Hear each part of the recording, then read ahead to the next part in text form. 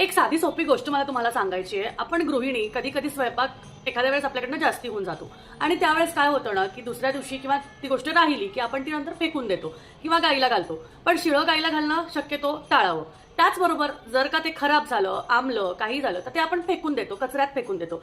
त्यातल्या त्यात तुम्हाला मला एक गोष्ट सांगायची आहे की तुम्ही तुमच्या घरातल्या पांढऱ्या गोष्टी जर का फेकून देत असाल, पांढऱ्या गोष्टी म्हटल्या कुठल्या गोष्टी म्हणजे जसं की भात, कणिक आणि त्याचबरोबर पीठ किंवा ताक, दूध, दही ह्या गोष्टी जर समजा खराब झाल्या, आंबल्या आणि जर का ते तुम्ही फेकून देत असाल तर तुम्हाला ही गोष्ट आजच थांबायची आहे. त्याचा काहीतरी वेगळा उपयोग किंवा वेगळ्या प्रकारे त्याला डिस्कार्ड करता येईल का हे बघायचं आहे. कारण पांढऱ्या गोष्टी ह्या माता लक्ष्मीला आकर्षित करतात आणि तुम्ही तुमच्या घरातली लक्ष्मीच जर का फेकून देत असाल तर काय उपयोग. आणि तुम्ही म्हणाल की मग खराब वस्तू काय घरात ठेवायच्या का, तर नाही. दूध खराब झालं त्याचं तुम्ही पनीर करू शकता, काहीतरी वेगळं करू शकता.